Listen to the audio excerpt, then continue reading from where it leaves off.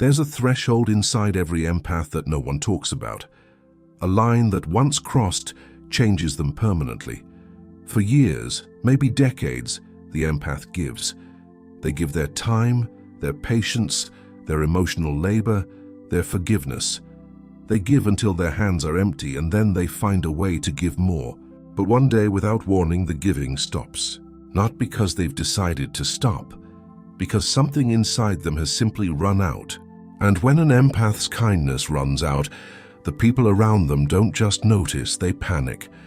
Because the person who always said yes is suddenly saying nothing at all. Carl Jung spent years studying this phenomenon through what he called psychic depletion. The moment when the unconscious mind finally overrides the conscious will to keep giving. What he discovered was that this wasn't a breakdown. It was a reckoning. The empath's psyche had been sending warnings for years. Subtle exhaustion, creeping resentment, moments of emotional numbness that came and went. But the empath ignored every signal because they'd been conditioned to believe that their needs were always secondary to everyone else's. Jung found that empaths operate with what he described as a reversed hierarchy of concern. In a psychologically healthy individual, self-preservation sits at the foundation.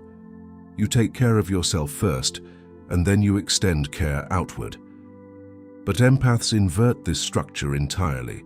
Other people's pain sits at the foundation. Other people's comfort comes first. Other people's emotional needs get addressed before the empath even checks in with their own. And this inversion works for a while. It works because the empath draws from deep reserves of emotional energy that most people don't possess. But those reserves are not infinite. They were never infinite, and when they finally empty, the empath doesn't just feel tired, they feel fundamentally altered.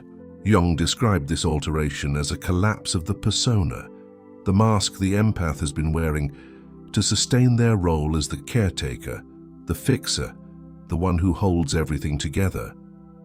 When the kindness runs out, the mask doesn't just slip, it shatters. And what's underneath isn't anger exactly. It's something quieter and far more unsettling to the people who depended on the old version. It's indifference. The empath who used to feel everything suddenly feels nothing for the people who drained them. Not hatred, not bitterness, just a vast, still emptiness where the caring used to live.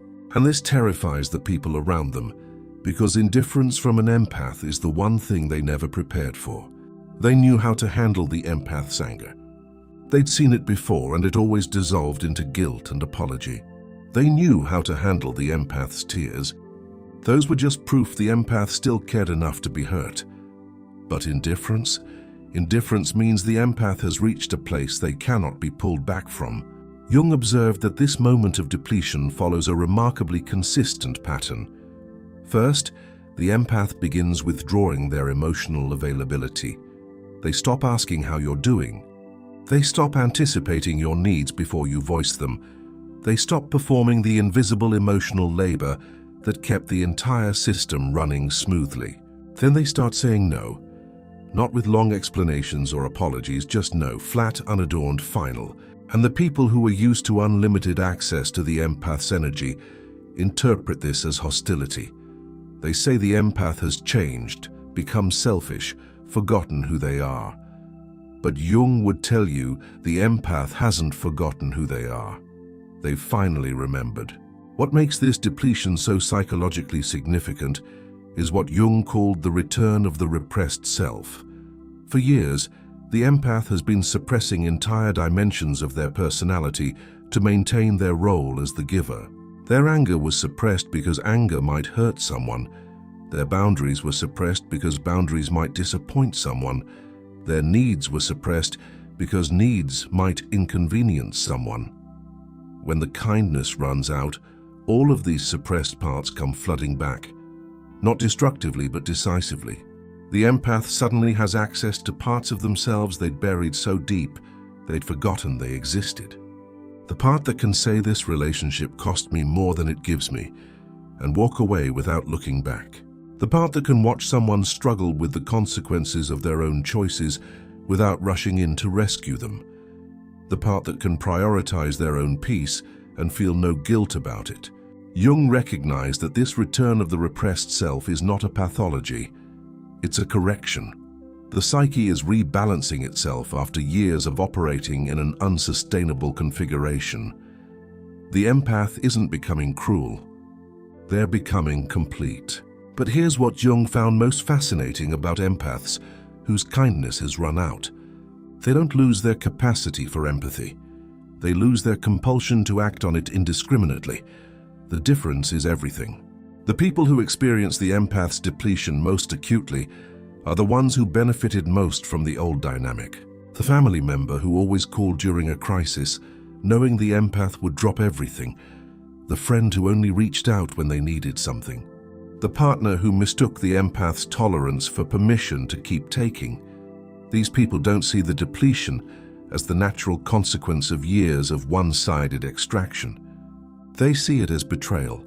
How dare you stop giving when I still need things from you? Jung would say their reaction reveals exactly why the depletion was necessary.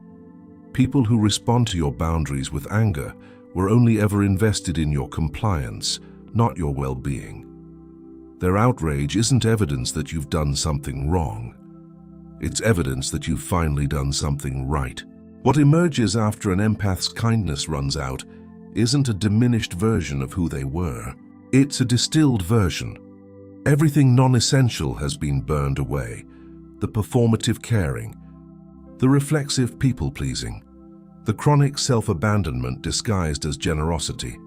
What remains is someone who can still love profoundly but refuses to love at the expense of themselves. Someone who can still feel deeply but no longer confuses feeling with obligation. Jung described this as the birth of the sovereign empath, not someone who has stopped caring, but someone who has finally started caring about the right person, themselves, not in a narcissistic way, in a survival way, in a "this is the only way I don't disappear" way. If you're an empath whose kindness has recently run out, you might be frightened by who you're becoming.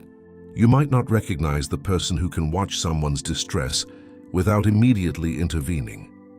You might feel guilty about the relief you experience when you stop answering certain calls, stop attending certain gatherings, stop maintaining certain relationships that cost you everything and gave you nothing.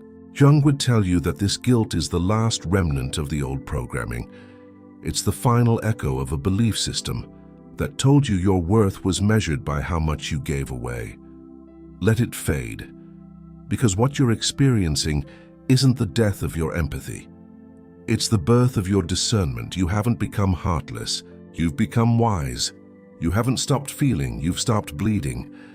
And there is a world of difference between the two. Your kindness didn't run out because you failed. It ran out because you finally succeeded at the one thing you'd never tried before, protecting yourself. And Jung would tell you that this protection isn't the end of who you are as an empath. It's the beginning of who you were always supposed to become.